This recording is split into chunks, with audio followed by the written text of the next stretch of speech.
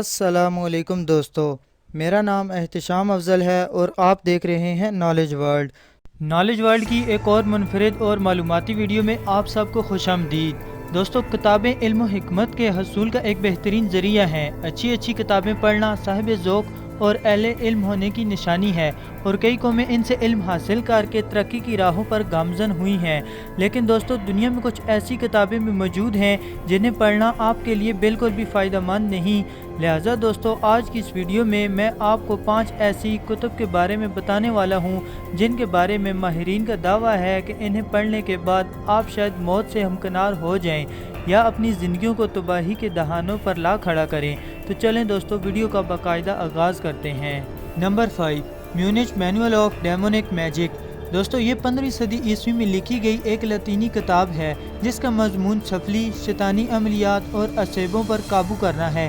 اس کتاب کی سب سے عجیب چیز جو اس کو دوسری پر اسرار کتابوں سے الگ کرتی ہے وہ یہ ہے کہ یہ صرف کالے علوم پر مشتمل ہے، جبکہ دوسری کتابوں میں کالے جادو کے ساتھ ساتھ نوری علم کا حصہ بھی ضرور موجود ہوتا ہے۔ یہ کتاب 3 حصوں پر مشتمل ہے۔ پہلا حصہ ایلیوژن میجک، یعنی جادو کے زیر اثر شخص کو وہ چیزیں دکھانا جو در حقیقت موجود ہی نہ ہو۔ دوسرا حصہ سائیکالوجی میجک، مطلب ایسا جادو جس میں کسی کے جذبات و احساسات پر قابو پا لیا جائے۔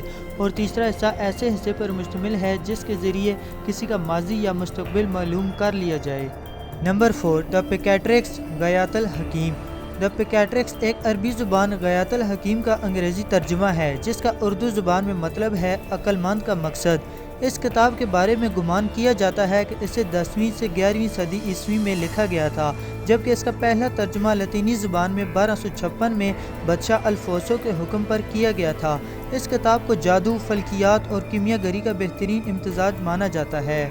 اس جیسی کوئی اور کتاب ماہرین کی نظر سے اب تک نہیں گزری۔ اس کتاب میں جادو کے زور پر مجسمے بنا کر ان میں حرکت پیدا کرنے کے ساتھ ساتھ فلکیات کے اصولوں کے تحت بڑے شہروں کی تعمیر جیسے علوم کے بارے میں بھی ہدایات درج ہیں۔ اس کے علاوہ اس کتاب میں خون، دماغ، پیشاب اور اس طرح کی دوسری غلاظتوں کو جمع کر کے مختلف جادوئی نتائج حاصل کرنا اور کسی جانور کی شکل کیسے اختیار کرنی ہے جیسے نسخے درج ہیں۔ نمبر 3، دا بک آف سوئیگا۔ دوستو، دا بک آف سوئیگا، جسے الدرائیہ بھی کہا جاتا ہے، 16ویں صدی میں منظر عام پہ آئی جو لاطینی زبان میں تھی۔ یہ کتاب سب سے پہلے 1580 عیسوی کی دہائی میں ایک انگریز میتھمیٹیشین، اسٹرونومر اور ماورائی علوم کے ماہر جان ڈی کے ہاتھ لگی۔ جان ڈی ملکہ الزبتھ اول کا مشیر بھی رہ چکا تھا۔ اس کتاب کو حاصل کرنے کے بعد جان ڈی نے اپنی باقی زندگی اس کتاب کو سمجھنے میں گزار دی۔ اس کتاب میں جادوئی منتروں کے علاوہ فرشتوں اور شیاطین کے نام ان کے درجات کے مطابق درج تھے۔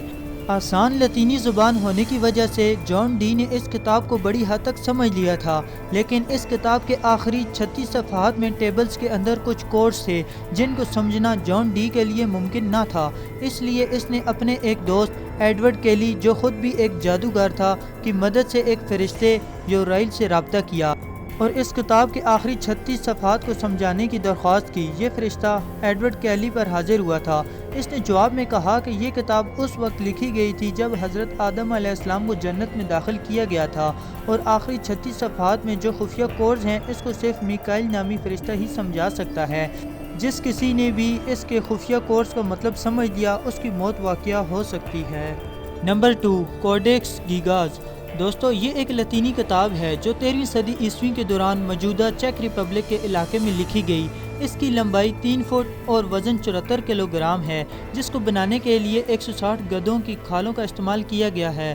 یہ کتاب 620 صفحات پر مشتمل ہے اور اس کا ہر چیپٹر بائبل کی ایک شیطانی کاپی ہے۔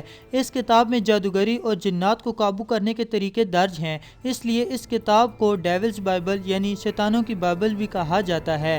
جبکہ اس نام کی ایک اور وجہ اس کتاب میں شیطان کی بنی ایک عجیب و غریب سی تصویر بھی ہے۔ کہا جاتا ہے کہ ایک کالے علم کے ماہر پادری ہرمن کو کسی جرم میں سزائے موت سنائی گئی تھی۔ پادری نے اپنے حاکم سے درخواست کی کہ اگر اس کی سزا معاف کر دی جائے تو وہ ایک ایسی کتاب تخلیق کرے گا جو علم و فن کا شاہکار ہوگی۔ اس کے حاکم نے ایسی کتاب لکھنے کے لیے اس پادری کو 1 رات کی مہلت دے دی۔ پادری نے بہت کوشش کی پر ایک رات کو پوری کتاب لکھنا ناممکن تھا، چنانچہ اس نے شیطان کی پوجا شروع کر دی اور اپنی روح کو شیطان کے لیے وقف کر دیا۔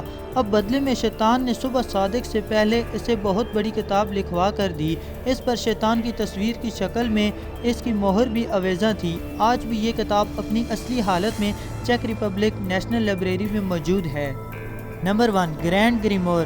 دوستو، یہودی روایات کے مطابق یہ کتاب حضرت سلیمان علیہ السلام کی تحریروں پر مشتمل ہے، جسے ہیٹن ووڈ کے ماہر افراد استعمال کرتے ہیں۔ اس کتاب کا اصل نسخہ ویٹیکن سٹی کے آرکیو میں بھی موجود ہے۔ اس کتاب کے بارے میں مشہور ہے کہ اسے تباہ نہیں کیا جا سکتا، حتیٰ کہ اسے آگ بھی نقصان نہیں پہنچا سکتی، جبکہ اس کتاب میں جنات اور اصحاب پر قابو پانے کا طریقہ بھی موجود ہے، لیکن اس کتاب میں ایسا کام کرنے کے لیے دنیا اور آخرت دونوں کی بربادی شرط ہے۔ مجھے امید ہے آج کی یہ ویڈیو آپ کے لیے کافی انفارمیٹیو ہوگی اور آپ کو پسند آئی ہوگی۔ دوستو، اگر آپ کو یہ ویڈیو اچھی لگی ہو تو اسے لائک کریں اور دوستوں کے ساتھ بھی اس انفارمیشن کو ضرور شیئر کریں۔ مزید اس طرح کی ویڈیوز کے لیے آپ ہمارے چینل کو ضرور سبسکرائب کریں اور ساتھ ہی موجود گھنٹی کے نشان کو بھی دبا دیں تاکہ ہماری ہر آنے والی نئی ویڈیو سب سے پہلے دیکھ سکیں۔